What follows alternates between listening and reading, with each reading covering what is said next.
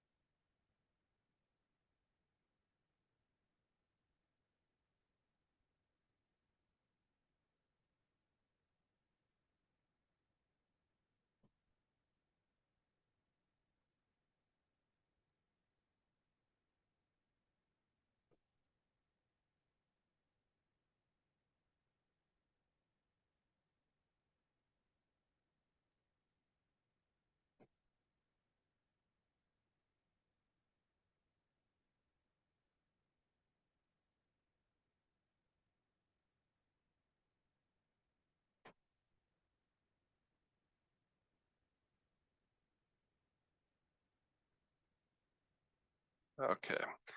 All right. Looks like we're close to our number of registered people, so we will go ahead and start today. So good morning, everyone, and welcome. Thank you for attending the 2024 Freight Priorities Program training session.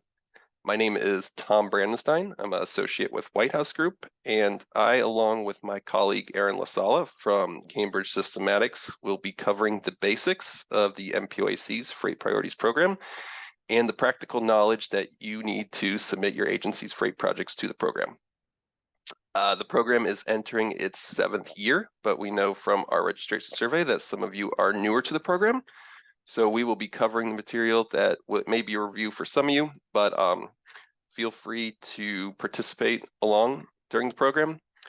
We want to encourage you to chime in even if you are a veteran or if you're new. So if you do have a question at any time during today's presentation, go ahead and use your hand raise feature and our meeting host will unmute you and you'll be able to speak. Or if you prefer to use the chat function, that is also available. So go ahead and type your questions into the chat and our meeting host will alert me and we can pause and address any questions at that point. Note that this session is being recorded and it will be made available to you in a video format on the FPP portal website. So you can reference it at any time during the open application period if you want to come back and review any of the material covered.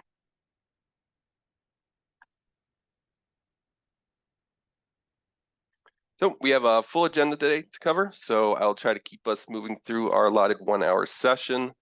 The first half of training will cover general information on the program, the resulting project list and product that we create from the program results, and also some statistics on the program's past performance. The second half of training will cover the practical aspects of submitting a project application, including the online application portal and the support materials that are made available for you. Aaron then will take us through a live demonstration of the online application portal.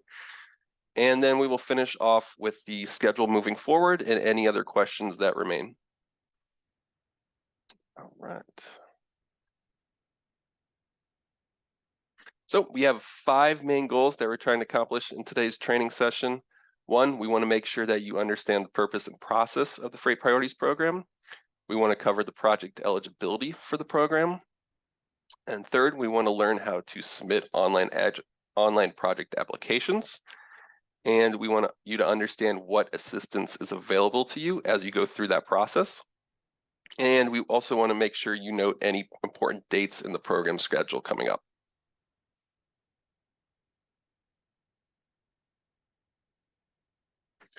So these 3 listed items here are the 3 basic outcomes that we hope to accomplish with the Freight Priorities Program. They are to provide MPOs with the opportunity to identify high priority freight projects on an annual basis, use the MPOAC as a united voice to promote these MPO priorities, and also to position projects for future funding opportunities. And we'll look at each of these outcomes a little closer and the benefits that result from each of them. So the first one, to identify those high priority freight projects on an annual basis. We want agencies to prioritize projects that address those needed for submittal to the program. The annual cycle allows MPOs to address these on an annual basis so they can account for any changes in an area that take place between FPP cycles. Second, to use the MPOAC as a united voice to promote these MPO priorities. The program uses a strength in numbers approach and gives all MPOs in a state a chance to participate and submit projects to the list. The list is then endorsed by 3 separate committees within the statewide body of the MPOAC. That includes the Freight and Rail Committee, the Staff Directors Advisory Committee, and then also the MPOAC Governing Board.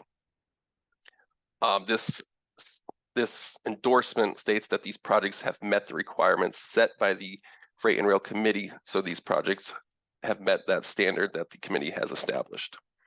Then these are transmitted to FDOT by the MPOAC Executive Director following their approval by the 3 separate bodies. And here you can see our cover letter that was submitted to Secretary Perdue by the MPOAC Executive Director last year.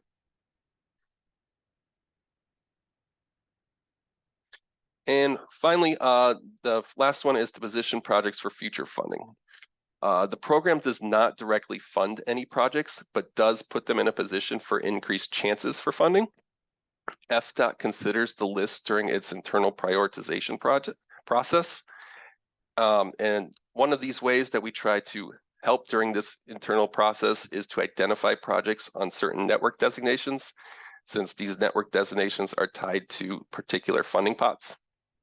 So we do highlight projects that fall on the state highway system, the strategic intermodal system, and also the National Highway Freight Network. So FDOT can easily identify which projects are eligible for which programs. The project list can also be used to boost project applications competing for discretionary grant opportunities, such as the Freight-Centric Infra Program, and then also RAISE grants. So these, the list could be mentioned in these grant applications and included as an attachment. We've seen this happen before.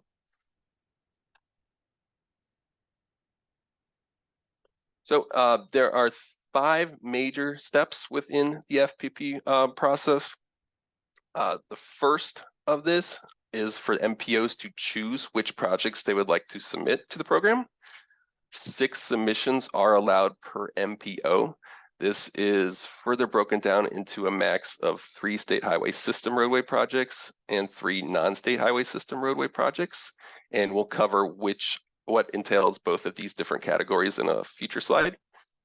Once the projects have been chosen by the MPO, each project needs an application submitted on the online portal website. The portal website is a custom website developed for the FPP by Ronnie Bunner at Service Edge Solutions. And these will handle the application creation, the application reviews, and also serve as a central location for all program guidance that is available to you. So that's located at that link you see, the myfpp-portal.org. Once applications are submitted, they will be reviewed by the consultant team, myself and Aaron. Follow-up questions may be needed, so make sure you are available until you have received final confirmation that your project has been accepted. And these communications will be auto-generated by the portal, and we will go into more depth with that in a later slide. Once the project submission window closes, the consultant team then offloads all the data from the application portal and begins to create the project list. Prior to the April meeting, a draft project list will be sent out to all the participating agencies so they can confirm that all the information included on the list is accurate. And then finally, the project list will be presented to the MPOAC for endorsement. This will occur at the April MPOAC meeting, and the list will be sent to those three committee bodies that I mentioned before. And once approved by them, the MPOAC director will send that list off to the FDOT leadership.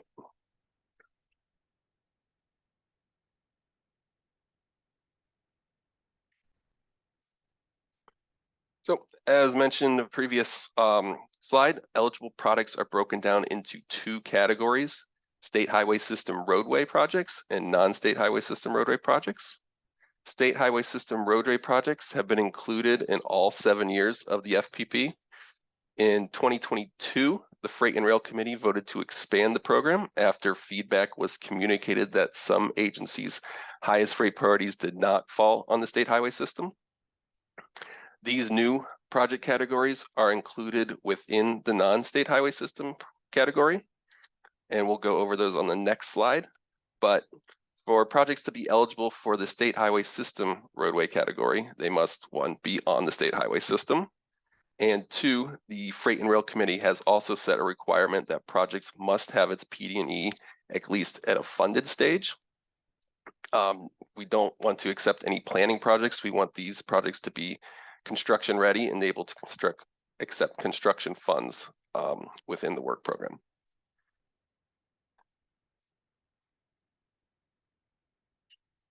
The non-state highway system category that was expanded in 2022 includes non-state highway system roadways, intermodal logistics center access projects, truck parking projects, and also rail freight projects. If the project does require P&E, it is also required to at least be funded for this category. And as with state highway system roadway projects, these should also be able to accept construction funds. So MPOs are allotted a three submission maximum for both the state highway system roadway category and also the non-state highway system roadway category. So you can have a total of 6 submissions per cycle at the FPP. In the project applications, they are virtually similar, virtually the same between the state highway system and non-state highway system projects. We do ask for a little more stringent information on the funding table for the state highway system projects, but other than that, they are basically the same applications for each of the categories. So I'll pause there. Do we have any questions on project eligibility at this point?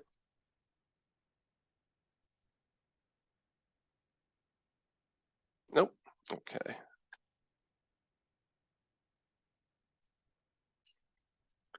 So here we have listed the 4 different parties that come together to make the Freight Priorities Program a success. Each group has its own role in the process. MPOs are mainly responsible for submitting project applications, using the list to advocate for their projects, and providing program feedback. The feedback is an essential component so that we can make the program as easy as possible for MPOs to use and to increase participation throughout the state. The more participation statewide we get demonstrates the program's worth to FDOT and will increase its chance to influence funding decisions. And the consultant team, their main responsibilities include administering the program, creating the project list, and implementing any program changes that are identified by the MPOs. The MPOAC serves as the uniting body and single voice of the program, and FDOT considers the list when making their funding decisions.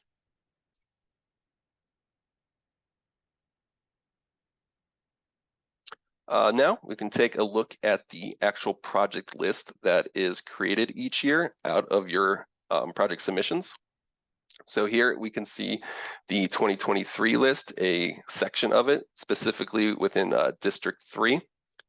The list is broken down by districts, making it easier for district freight coordinators to locate projects and apply to them. In this example, we do show District 3, but if you would like to see the entire list is available on the MPOAC website within the Freight and Rail Committee subsection of the website. You can see the entire 2023 list and look at your district specifically. Within these district breakdown lists here, we do include important identifying information for the projects, so you can see their FM number, so FDOT can easily locate these projects, and then also they can easily locate those network designations we were talking about. You can see included on the right-hand side of the list.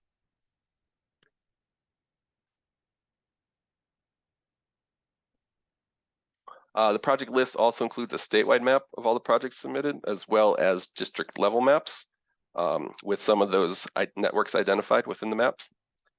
This map here shows the 37 projects that were submitted in 2023, and also the zoomed in District 3 map. And as I said before, to view the whole list, you can go to the MPOAC's website.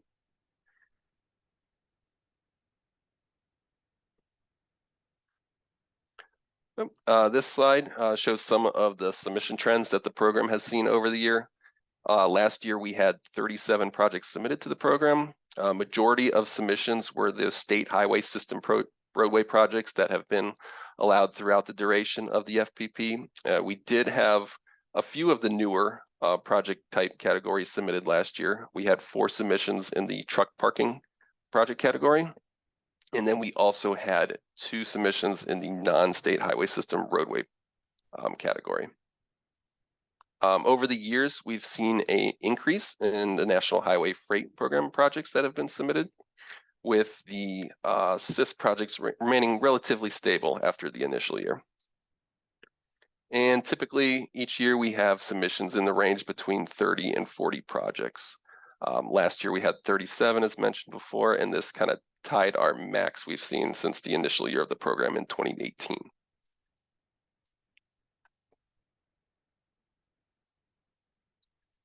For the past 3 years, FDOT has provided us with a snapshot of National Highway Freight Program funding amounts for projects submitted to each year's list as they appear prior to the January MPOAC meeting. Note that some of these amounts may still be pending approvals. 10 projects from the 2023 FPP project list were identified by FDOT with National Highway Freight Program funding at that time. The National Highway Freight Program is not the only funding source that we try to influence, but has been one that we've gotten consistent feedback from FDOT Central Office on for the past 3 years.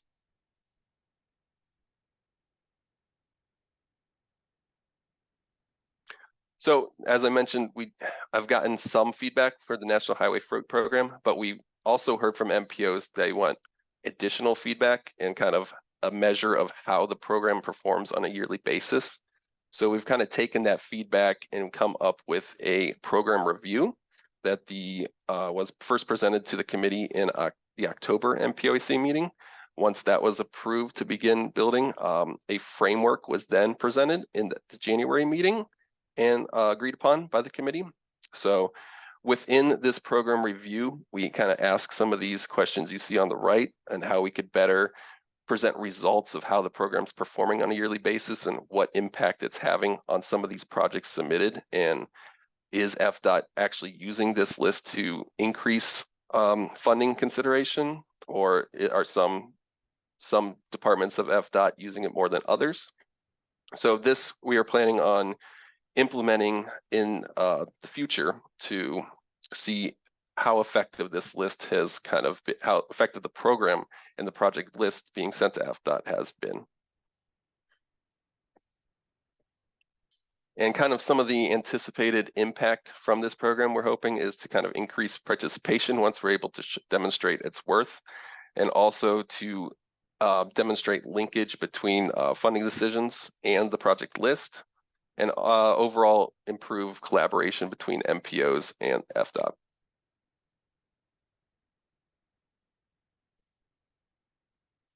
So now we will kind of get into some of the support materials that are available to you in this 2024 FPP cycle.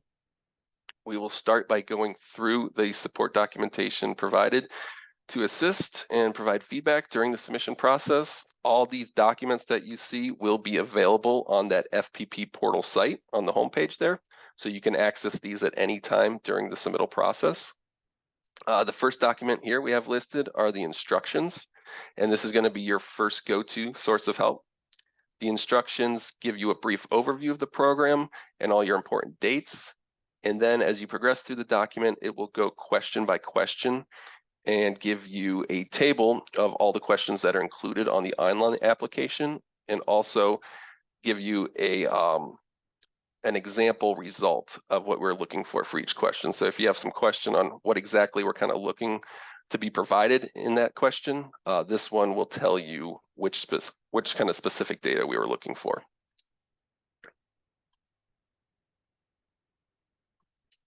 The next document that we provide is a district freight coordinator checklist to help facilitate conversations with your district freight coordinator. The district freight coordinators have a strong knowledge of FDOT's work program scoring criteria, which projects are good contenders for discretionary grants, and also the projects that they are going to submit on their district priority list.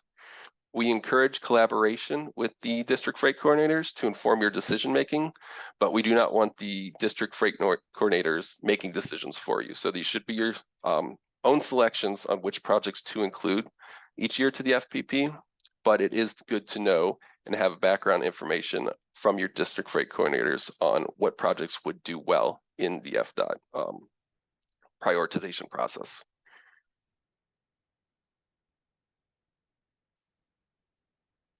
And the final document is the feedback form.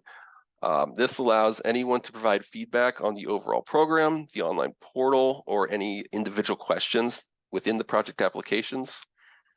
Feedback is what has shaped the program into what it is today. So hearing any pain points from you as participants can help us make a better and more influential program. Once you have completed a form, you can send this directly to myself or to Aaron, and we can facilitate it from there. And I just want to reiterate that all of these documents are available on the portal website. So that's where you can access any of these. And are there any questions thus far?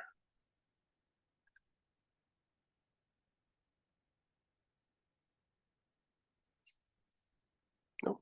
All right. So next we will take a closer look at that FPP portal site I was talking about. This here is the homepage of the site. This is what you'll see when you go directly to the website.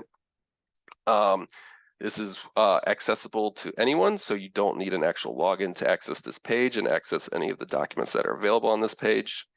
Like I said, all the FPP support documents and also the recorded version of this training and a PDF version of the training slide deck will be available to you in that guidance document section you're seeing on the left-hand side. There's also two sources of help listed on this page for you. The first one is for questions on the program and project applications. These should be directed to myself or Aaron, and you can see our contact information on the right-hand side of the page. And then any technical issues with the website, you can direct those directly to Rodney down at the bottom at the report website issues button.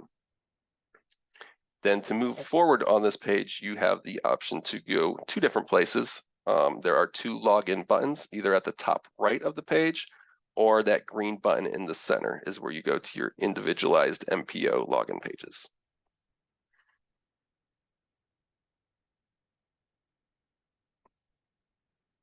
Once you click that MPO sign-in button, you are directed to a drop-down list where you can select your MPO. Each MPO does have their own unique password that you will need to log in. These are changed on an annual basis. They have not been distributed yet. These will be distributed following the Thursday training session. So these will be sent to you by the MPO Executive Director on Friday morning. And once you have these, you will be able to use them to log into your site and begin your application creation.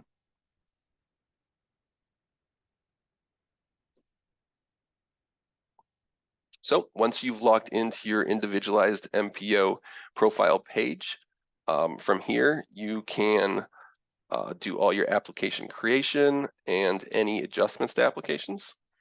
So you can begin with the information tabs up in the top left. These will give you the instructions for the year. There's also a training material, so you can access any of those other guidance documents I was talking about. Also is the review key, which you see shown currently. This provides you a color legend of the steps that applications are in. You can also see those reflected in real time in the bottom right with the actual applications and the steps. And finally, you can see your designated contacts that receive all of the portal generated communications on that last tab to the right. If you have any of changes of those, we'll go over this in a later slide, but you can always make changes to those by directing them to me, and I can change who your designated contacts are. Within the application list down at the bottom, you are able to filter all your applications. So currently we have it selected on the all projects right now. So you're able to see all your projects, but you can filter this down into specific categories. If you just want to see your state highway system roadway projects, you can select that. You can select just your submitted applications, or you can select any applications that are receiving a review at the time. So this helps you narrow down what you're seeing in that application list.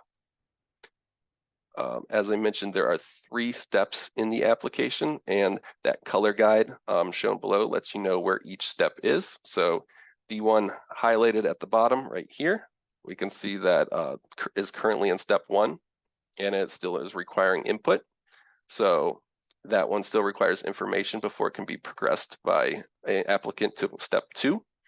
In the 2 above that, we can see that the first steps in this one are completed, as well as the second step, and is currently in the 3rd step of the application. So that color legend is useful to let you know where each application is, especially if you have multiple users in the application portal making adjustments to applications. Then finally, there is the submit button. Once all 3 of these steps are green and you've entered all the information needed for each step, the submit button will turn green and you are able to submit that to for a review. So no review will take place until an application has been submitted. So you need all 3 green, then a green submit, click submit, and then your application will be sent to myself and Aaron, and we will conduct the review from there. We did have one change to this application user interface from last year. So that is the manage button you are seeing here. So previously this was a delete button, but this was changed to manage. You will still be able to delete an application from this button. So you would select manage, then the drop down you're seeing here on the right will appear. You can remove your application, but we've also added some actions here. If your project has gone through one of the review cycles, any feedback from that review will be able to be viewed right here. You can click that and it will direct you straight to the review feedback. Then also, once an application has been fully completed and has been accepted into the program, you can download a summary report of it in a PDF version by clicking the summary report button, and it will automatically download a PDF report for you of your application.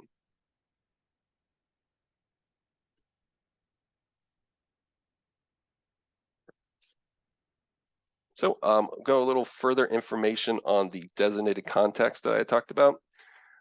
Your unique agency login password will be sent to your executive director and your designated contacts on February 23rd, and this is the same day that the portal will open for submissions. Designated contacts will receive all portal-generated communications, including your submission confirmations and any application review feedback. So you want to make sure that whoever is set as your designated contacts is aware that there will be communications being sent from the application portal. Like I said, these contacts can be changed by emailing me directly. I can set those to whoever you would like. and we can set a total up to 5 recipients per agency to receive those auto-generated contact emails. And we did have some feedback from agencies on previous years that sometimes these emails go to their spam folder. We just want you to be aware to check your spam folder in case some of these emails are finding their way into there. The emails will be sent with a username of Todd Brower. So be aware of any emails you get from a Todd Brower going to your spam folder. These are the auto-generated emails coming from the portal.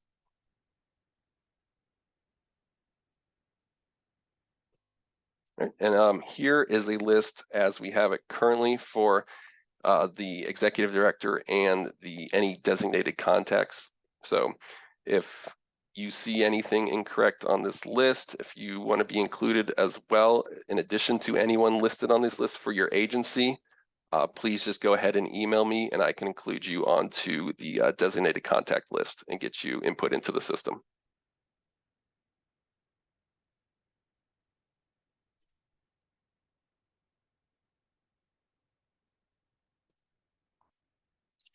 All right, and now we will look at the review process a little closer. So this process, the review process is mainly just verifying that the answer satisfies each question. We're not trying to deny any project's entry. We just want to make sure that all the applications comply with the stipulations voted on by the Freight and Rail Committee. Verifications are set in place within the application portal to ensure that completeness is followed for each application step. So if you don't finish all the questions in step 1 of the application, it will not allow you to progress to step 2. So that's a built-in verification to ensure that the applications are complete as they are submitted. If more information is required and a review comment is sent back, the review email will be automatically sent to those designated contacts I just mentioned, and you'll be able to view any information in that email, and then also that the MPOAC feedback button that was under the Manage button. You can also view feedback there, and you can also view it directly within the application. So 3 places you can view any feedback that is sent to you, but probably the most easy would be initially that email letting you know, and then you can view it within the application as you work through to correct the issue.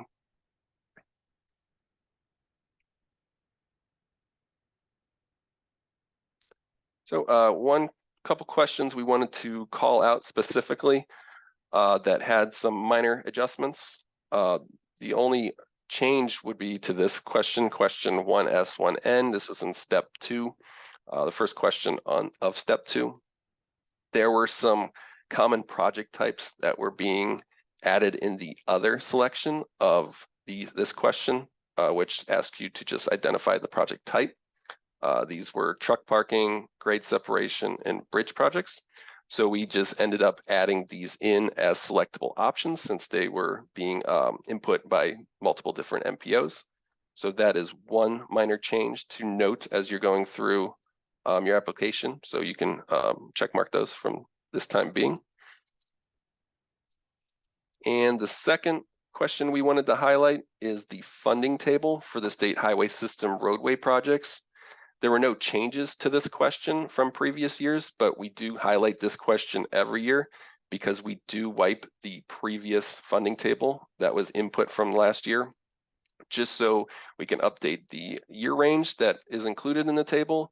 And then also we want to make sure that you are updating this on an annual basis to make sure we have the most recent funding amounts provided in all the different columns needed for this question. And we encourage you to use the FDOT 5-year work program table to provide these funding answers. And we provide a link here to that funding table if you don't know where that is. All right, so before I hand off to Aaron for our practical demonstration of the portal, do we have any questions thus far on the material covered?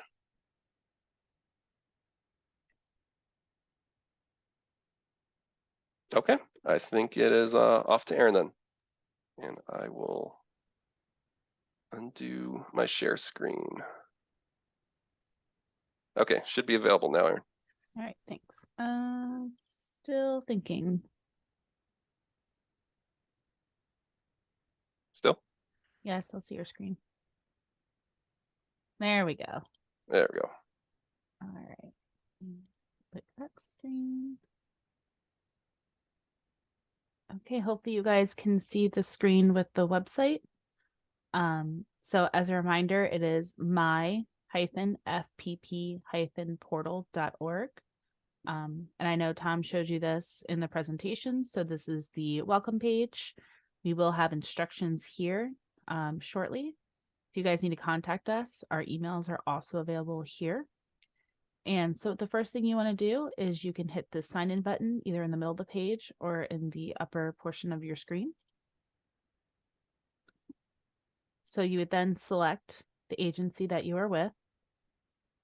As Tom mentioned, we'll be sending you out your passwords to be able to log in. Right now, we're going to do a training account so I don't mess with any of your projects that you may have submitted in the past. So here we have those different tabs at the front. So we have instructions about how to submit, where your feedback will come from, and as well as the application period that we are looking at. Training materials will also be available here. This is that review key. So it shows you the different colors and what they correspond to. And then the designated contacts for training are also here. So we're going to start by creating a new application. So you would click this button right here. And we will fill in this information. So as Tom mentioned, some of this is required. So I do need to fill it in. I'm using a previously submitted example from Miami to fill this in for us.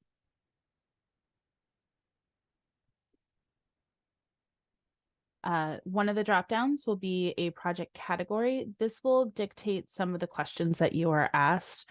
Primarily, the difference will be between the state highway system roadway projects and the non-state highway system road projects, ILCs, truck parking, and rail projects. For the most part, the questions are the same. There's just a few minor differences. So for this example, we are looking at a state highway system roadway project. We are saying that no other MPOs are involved. It's in Miami-Dade County. We're not involving private partners, and we'll say that this is a priority project.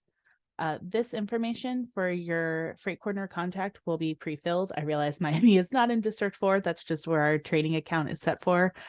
For each of your individual accounts, this will be accurate. It's just, I'm using a Miami example here. So we will then we can hit save. Make sure that all information stays there, and we can hit continue. So the next page, this is where Tom mentioned we added a few extra categories here, like truck parking. Again, we'll need to fill this out. As an example of what happens if you don't fill it out, if you try to hit continue, it will say, please fill in all this information. So we will select things.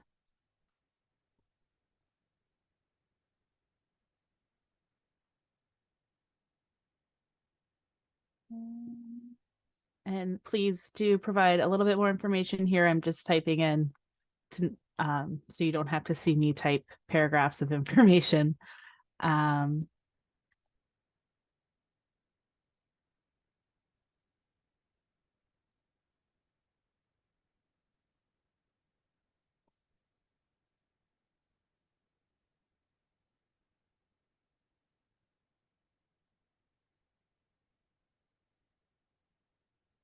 And if you guys have any questions as I'm going through this, please feel free to raise your hand and interrupt me.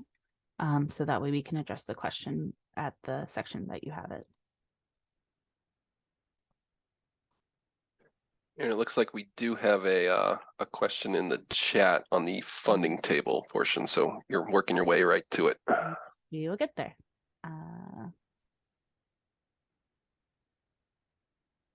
We do also require a map. So this is one of the things we need. let me go find a picture to drop in here. There we go. You do this PD&E status is one that we are looking for as well. I think this is maybe one that has gotten reset in the past. So, be sure to know what your PD&E status is, as well as provide links to some of this information. This just helps us be able to reference the project in the future. If anyone has questions about where it is, and also as we go through some of that verification process. So for the funding table, it is by year and it is in millions. So what you'll do here is for each of these, you can hit edit and put the cost in for each year, as well as a second 5-year cost and an unfunded cost. So when you hit submit, I don't know why that did not save my numbers. Tom, I think we might need to get that looked at. Gotcha. Yep, I'll make note. Yeah, so theoretically, when you put your numbers in here, they are saving here, Tom, when you reopen it, but they're not showing in the actual table. Gotcha. Okay. Yes. And let me just make sure.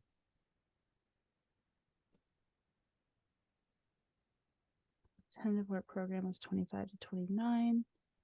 Tom, I think that's probably another thing to adjust the years to enter for the question that's in the chat. Oh, yep. Gotcha. Okay. So we will adjust this. This is why the website is not live just yet. We'll make sure that we have it set up right for you. So we will get this adjusted to start with 2025, as well as make sure that these numbers populate when you enter them. And the last thing on this page is to have your website link along with the page number and project reference numbers. Again, we can hit continue. And if we fill everything out, we don't get any angry red boxes and we can proceed.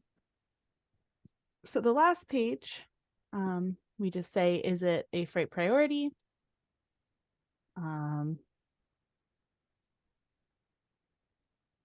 Which plans is it in? So you would hit this add plan document here to fill in this little table. So you would say like the Miami-Dade freight plan, it's available at this website on this page, and the project number is that. So you fill it out and then your little table gets populated, and you can also edit this if you realize that you've made a mistake.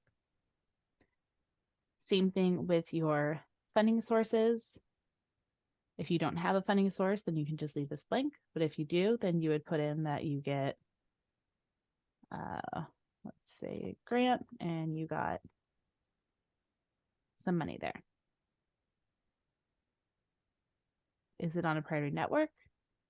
You also would have the website link and a page number as appropriate for these various items. I'm just going to hit no, so that way we can advance. Which of these goals does it support? Select all that apply. And then write a brief statement about how this will support the Florida Transportation Plan. So with that, you would hit finish.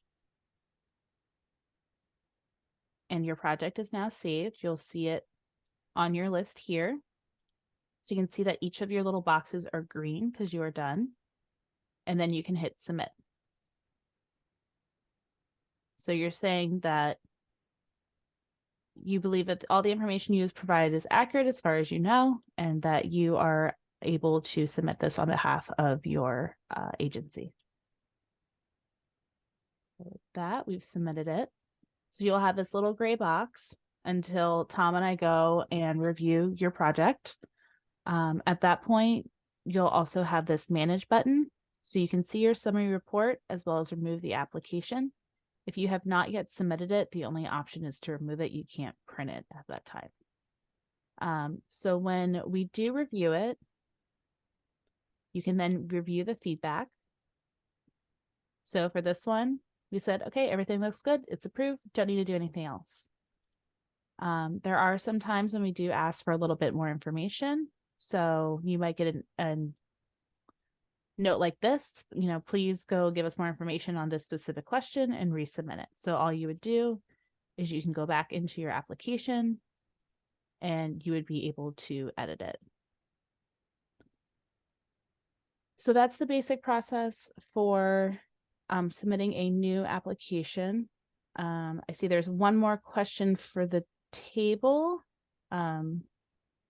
Yeah, it had to do with the significant digits that we're displaying in the table. Some of the smaller amounts were noted that they will not display properly if they follow that same visual that is currently in the table. Okay. Yeah, we will work on getting this one fixed. So that's the basic process for submitting a new application. If you have submitted applications previously, we have saved your applications within the program so that you can go back and edit them. So you'll see, again, your list of projects that you've previously done. As I mentioned, this is our new one.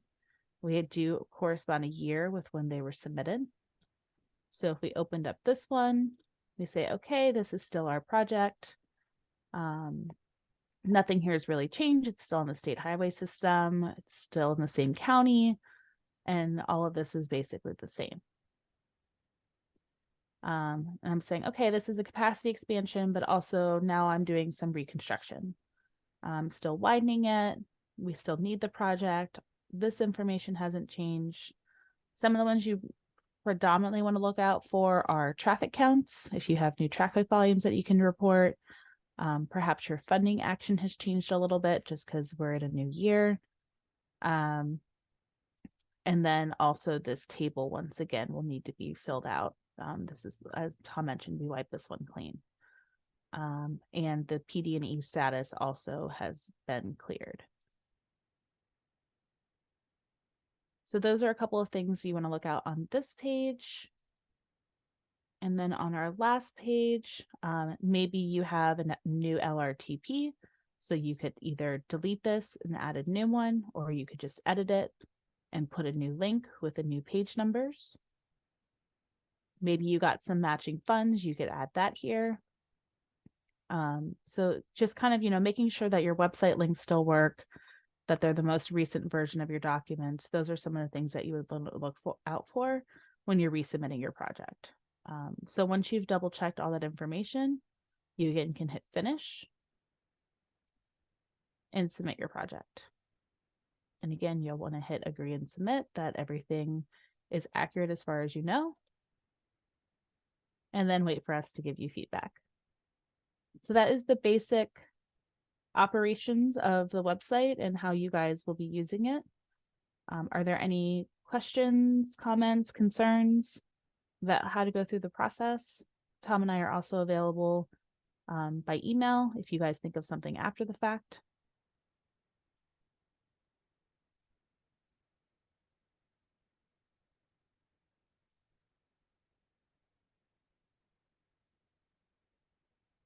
Hearing none. Tom, would you like to finish off? I think you had one or two more slides. Sure, I'll take back over now. Okay, let me stop sharing. There we go. Oh, there's one question. You have to enter the full amount in millions. So my numbers were too small. So the table is, hold on. Let me go back and see one thing.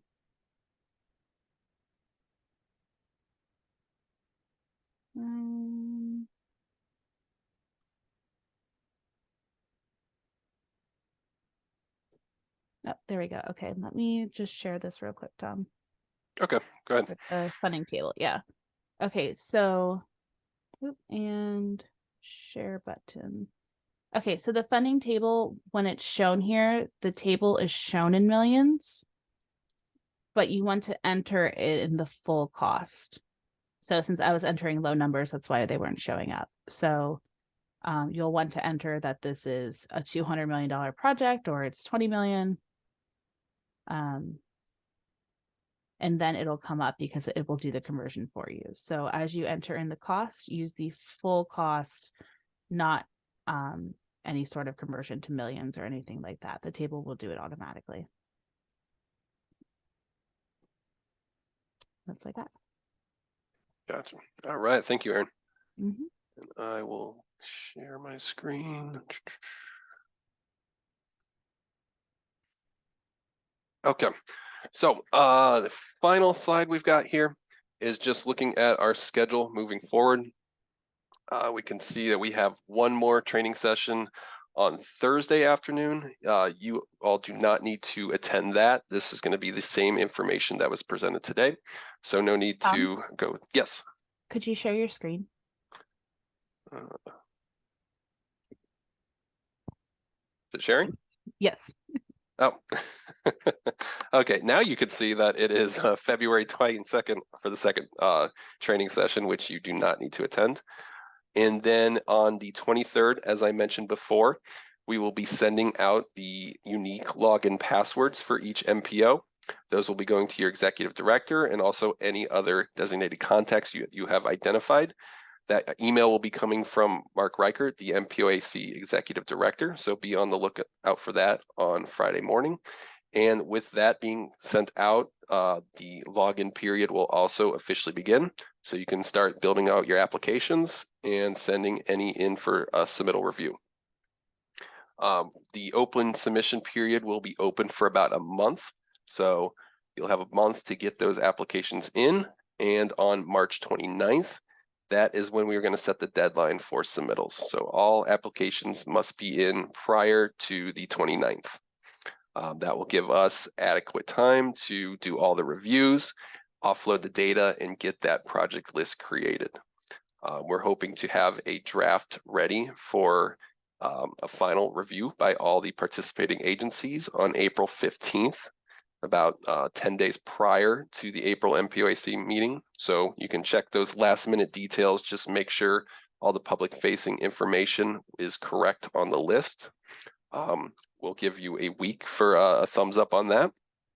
And then moving into April 25th, we will present the list in front of the Freight and Rail Committee, and then also the other two staff directors and governing board committees at the MPOAC for endorsement. If we get endorsement there, the MPOAC director will send the list off to the FDOT leadership team in early days of May. So that is our schedule moving forward. And that is our final slide as well.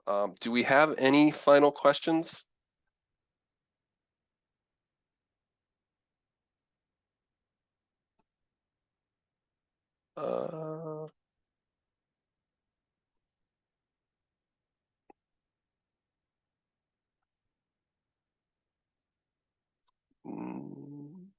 Any questions? Nope. Okay. Well, if any other questions do come up, as Aaron said, you can email us at any time. Our emails are both here, or feel free to give us a call. We can sort anything out for you. Otherwise, look to Friday for those emails to go out with the passwords, and you can go ahead and begin all your submittals then. So thank you very much for joining us today. We hope you found this helpful. And as I said, this recording will be available on the FPP website, so you can come back and view any of this information at any time. All right, we thank you for attending today. Have a great one.